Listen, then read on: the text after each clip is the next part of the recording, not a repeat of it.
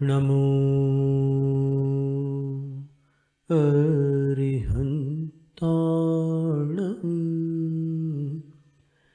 Namo Siddhanam. Namo Airiyanam. Namo Uvajjayanam.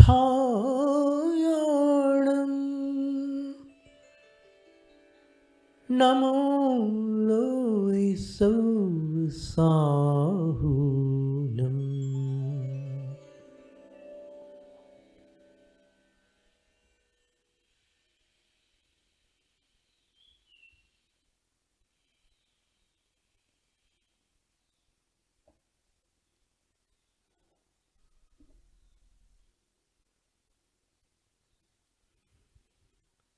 The first day was Uttam Kshama, forgiveness.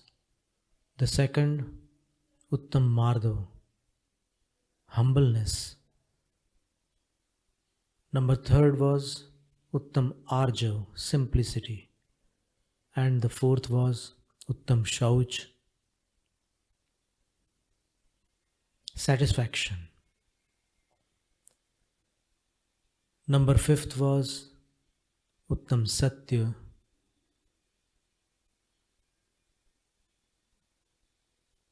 the discourse of truth.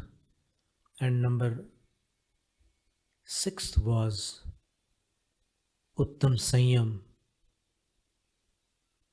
that is restraint, controlling our senses and observing non-violence towards all living beings, whether they are one sensed or five sensed. Today we will discuss about Uttama Tapa Dharma. Tapa. Tap means to heat up. Tapanam tapaha. Tapaha. What is there to heat up? Not our minds, but there is something else.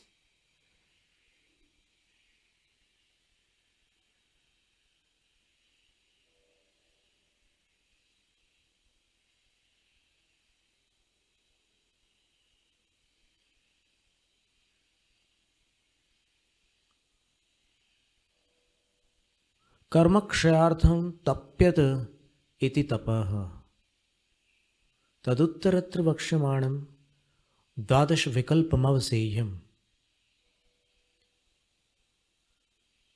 The great gurus of the olden times have said that the karmas which we have bonded with are our inner bondages, and getting free from those karmas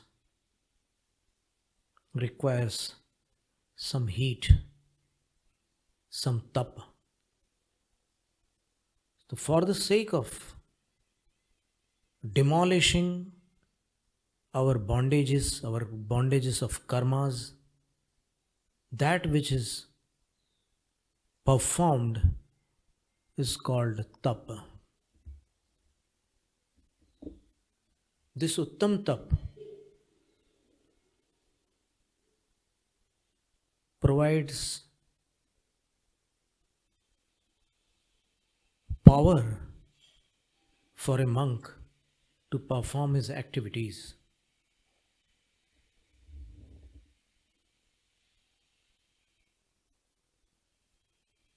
The tapas are 12-fold. 6 of them are extrinsic and 6 intrinsic.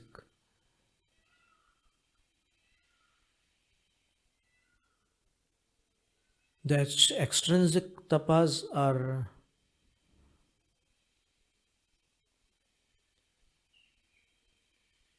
pertaining to the body. The intrinsic are those tapas which are performed from within, and they are directly in connection with our soul or our heart, our minds, our emotions, our feelings, our thoughts.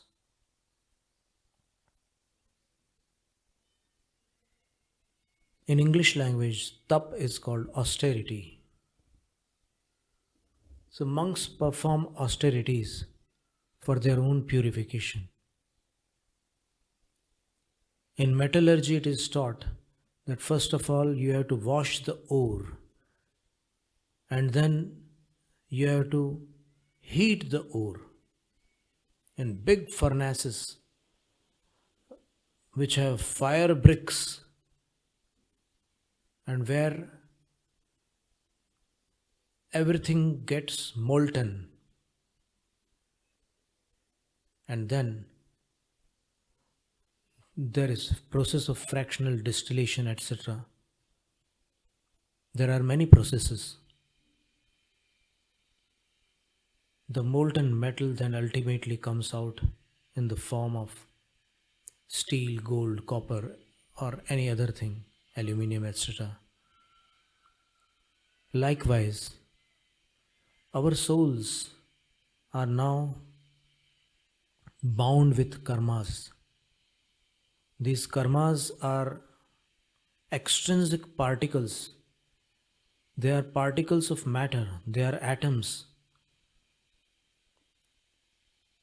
And just like when somebody speaks, the microphone converts his voice into electromagnetic waves.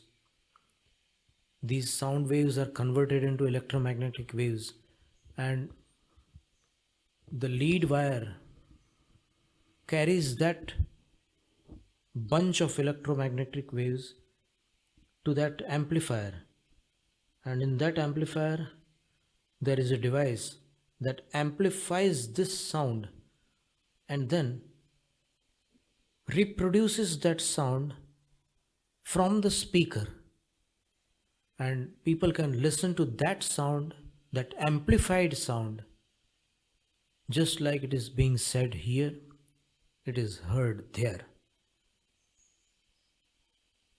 And when the data is recorded, the data is saved. It can be saved in a pen drive.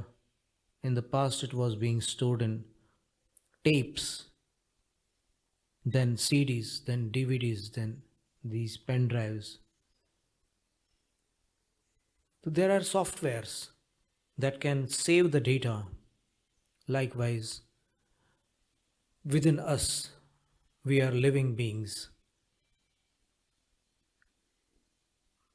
There are atomic particles all around the universe.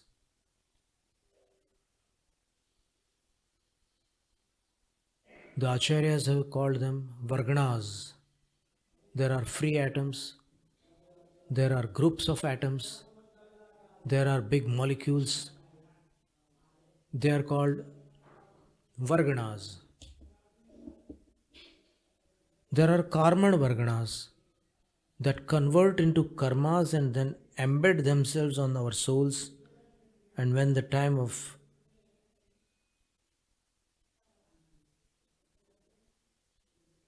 fruit arrives, they come into Uday, and then the whole sansar, the whole universe, every living being either suffers or enjoys the fruits of his own karmas.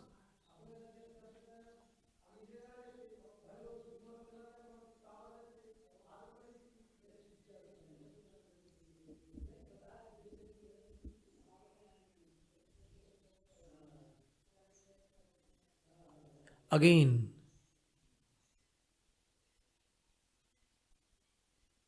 This circle, this cycle goes on and on and on. When someone meditates deeply and stops thinking about events produced by the karmas, meditates deeply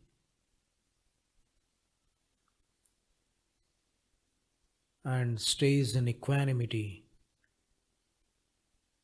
the karmas embedded in the soul get separated, and the pure soul, free from all karmas, attains nirvana, salvation, liberation, freedom. This is called tap.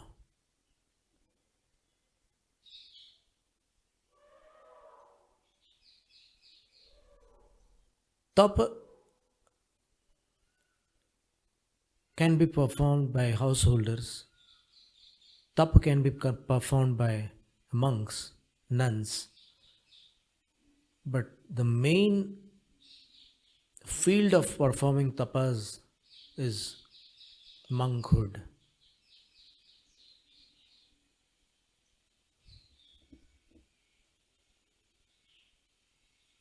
There was a son of a very wealthy merchant called Sukumal. The son's name was Sukumal. His mother was Yashobhadra. And when he was born, the astrologers were asked about his future. They said,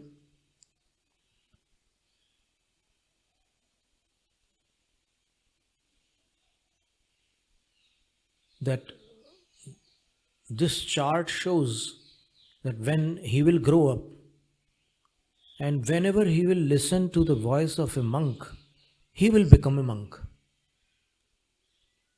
Otherwise, everything is fine and okay. Just this is a specific thing which we have to mention before you.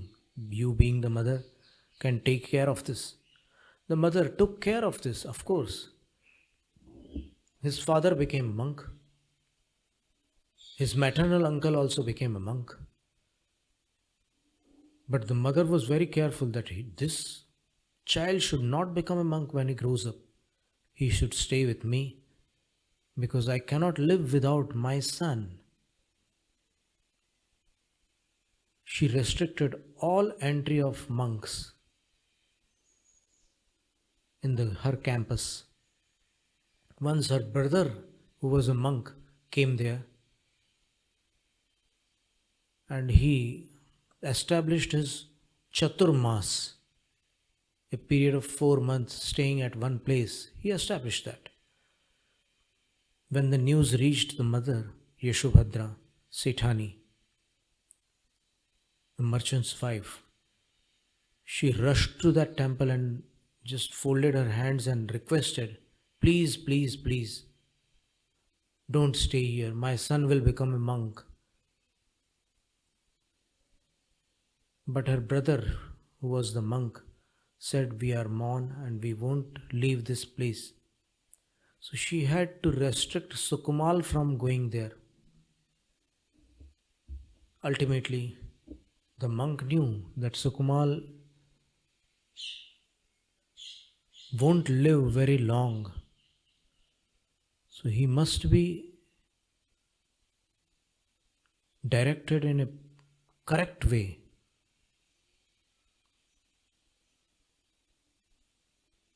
So when the time arrived, when the Chaturmas was getting over, Chaturmas means 4 months staying at one place. When it was getting over, it was almost Kartik Purnima, the Bharatiya month, Kartik, and the full moon day. The night was getting over, and that monk recited some scriptures. Those scriptures in which there was a description of the past life address of Sukumal. Sukamal was not asleep during that time. He listened to that description and then realized that this is the description of my past abode where I was in my past life. I was a deity, and in that life I had repeatedly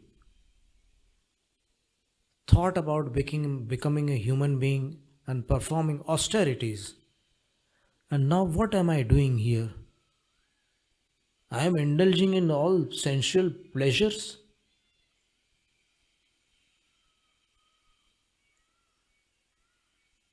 I just forgot everything. But now I will get initiated and I will become a monk and I will perform austerities. So there was no way to get out of that house because his mother had planted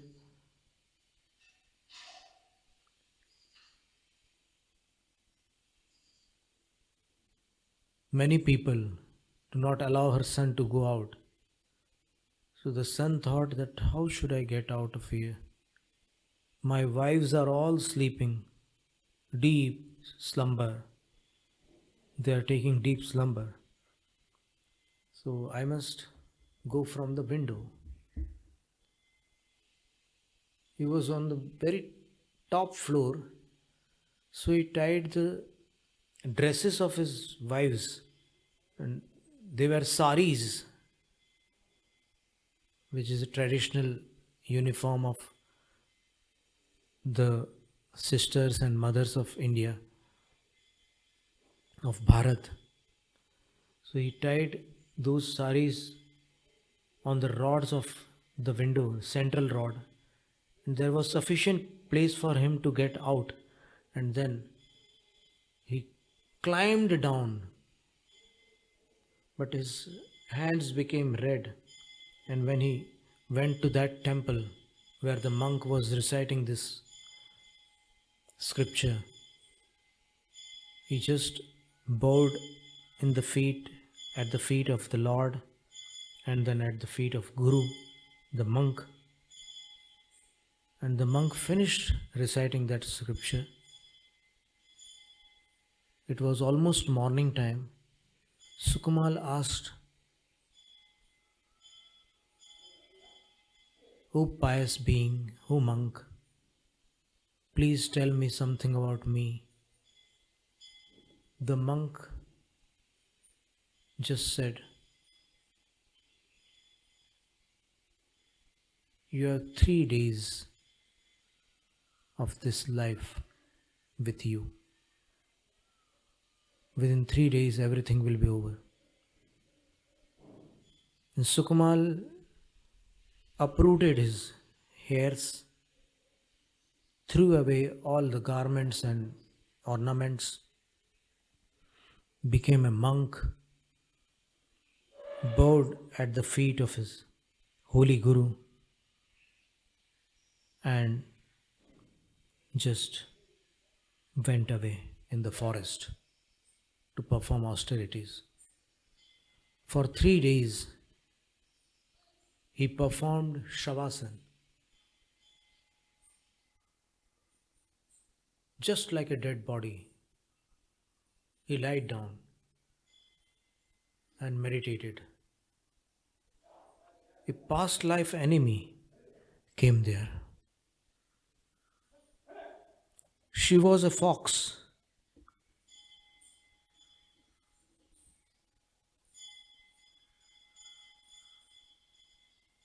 With her puppies, she arrived. She looked at him. Her anger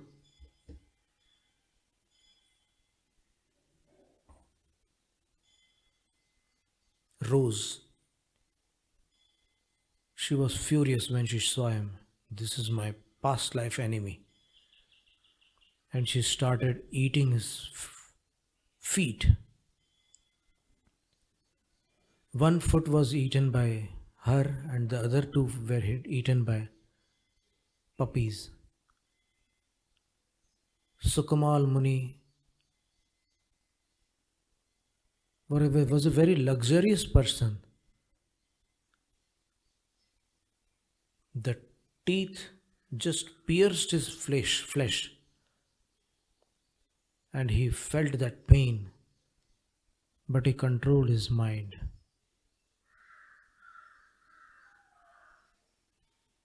He didn't stop meditating, and those animals tortured him for 3 days. She was deliberately eating slowly, so that he could feel all the pain for a longer period of time. Ultimately, when Shri tore open the stomach of Muniraj, his life was over, and he reached the Sarvarth Siddhi abode, the last abode of all living beings, those who could reach there. Not all reach there. And then, after that, when somebody becomes a human being, he gets liberated. The second last life of Sukumal Swami was Ahmindra Pad in the Sarvarth Siddhi Viman. So, how could he have tolerated all those painful bites by concentrating and meditating upon the divine discourses given by Sri Arhant Paramatma? He just thought that this body is transitory. It will get finished one day.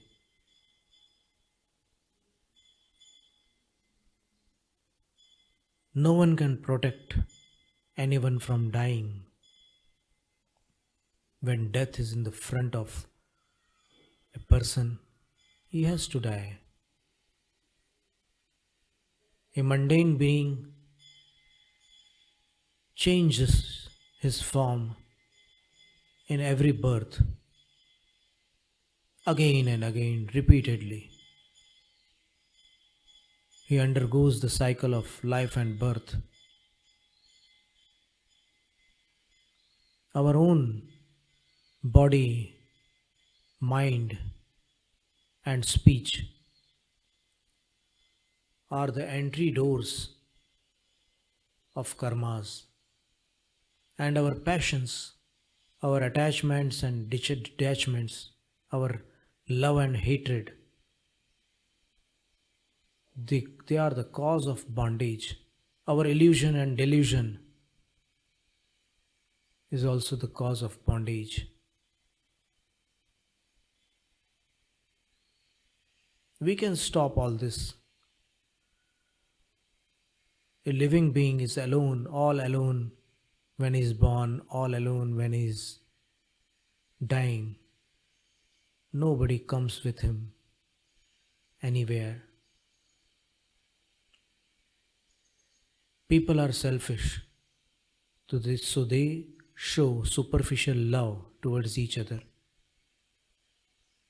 And for their own safety, human beings live in groups.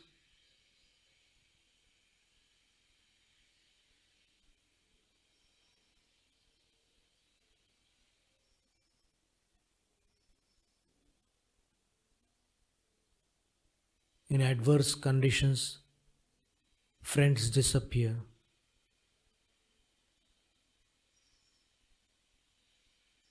Etc. etc. He just contemplated, he meditated on these anuprekshas. Ultimately, his meditation reached the 11th stage. His gunasthan was 11th, Upshant Moh Gunasthan. and there his ayu, his life got over, and he reached Sarvat Siddhi. When the mother came to know about all this, she rushed like a mad woman in the direction of Sukumal. And when she reached that spot, there was full of fragrance. There was many deities worshipping his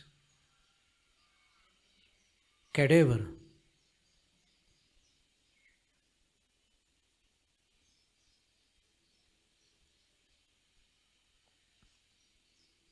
When some of his wives saw the cadaver, two of them just collapsed. The rest of them thought that really a life of austerity is a beautiful life for a human being. Gold shines when it is heated. A human being who performs austerities shines in this world forever. So we should also become nuns. And they all decided, with the mother also, Yeshobhadra Ma, they all became nuns. And that guru, who was the brother of Sukumal Swami's mother, came there and he initiated everyone. He gave a discourse about everything, that how many lives the struggle was going on in the life of Sukumal Swami. And then ultimately, they all became tapaswinis and tapasvis, those who heard the lectures, the discourses of the Guru. They all became disciples.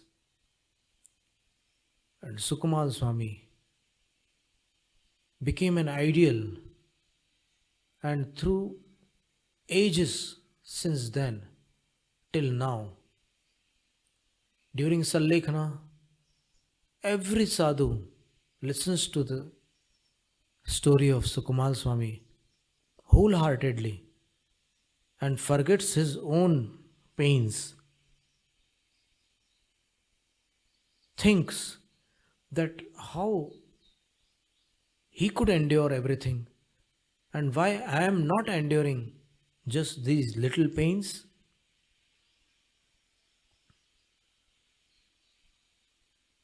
Austerities increases our endurance, and when endurance is strong, meditation is perfect, and perfect meditation gives its fruits to the last extent, to the ultimate extent. So this is called Uttama Tapa. No selfishness, just purity, purity, purity.